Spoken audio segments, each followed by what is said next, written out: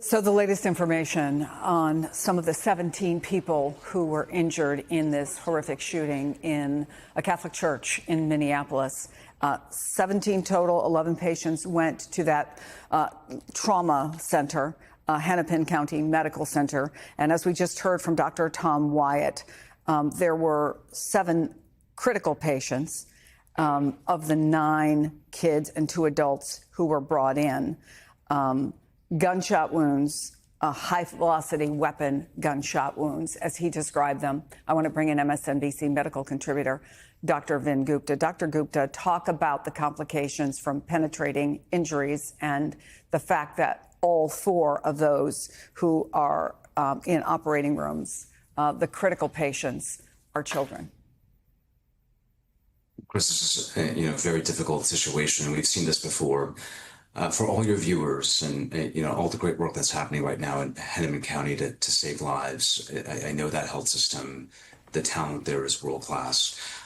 What they just heard from the head of emergency medicine is really what happens in the setting of any mass casualty event, but especially if there's a high velocity weapon involved. And so without specifics here, if that is a semi-automatic rifle, as an example, we worry about the impact that that bullet has on just human tissue. And so we know that from, say, a shotgun at close range, that bullet obviously is going to cause damage to the human body. But from a semi-automatic weapon, the velocity in which that bullet is propelled from that weapon and which it hits the human body is much higher, creating a lot more damage, a lot more inflammation, a lot more organ dysfunction. So that's why these patients are in critical condition.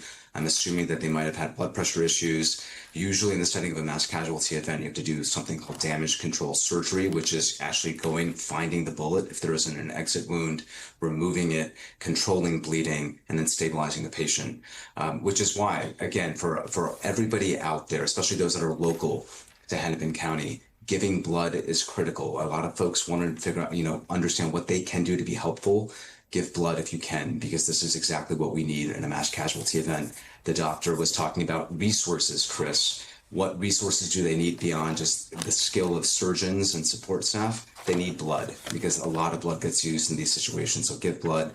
And from a bystander standpoint, real quick, if we know that this is probably not going to be the last time we have to have these types of conversations. If you're a bystander in this situation, make sure before you respond and try to help somebody that might be the victim of a shooting, that the situation is safe, that you've alerted authorities, but make sure that they have a pulse first and that their airway is open. Those are really critical to save lives.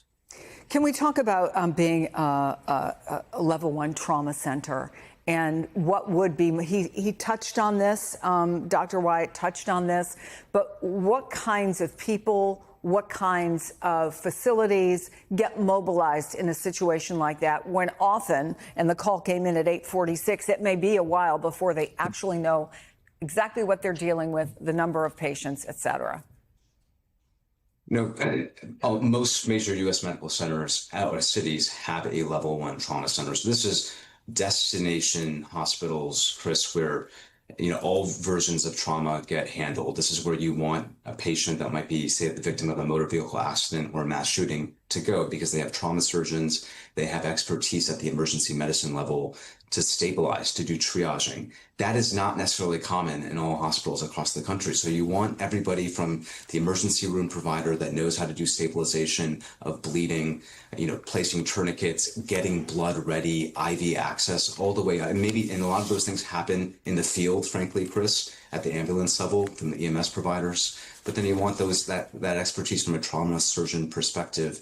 And not every hospital across the country really has that. In terms of resources, usually level 1 trauma centers across the country are very close to blood banks, or they have one in-house where we can mobilize blood products. And really critically, it's about the skill of surgeons who know what they're doing to do damage control surgery and access to critical medical resources. And level 1 trauma centers have those in spades. Not every other health system necessarily has it that isn't a level 1 trauma center. Dr. Vin Gupta, thank you so much for that.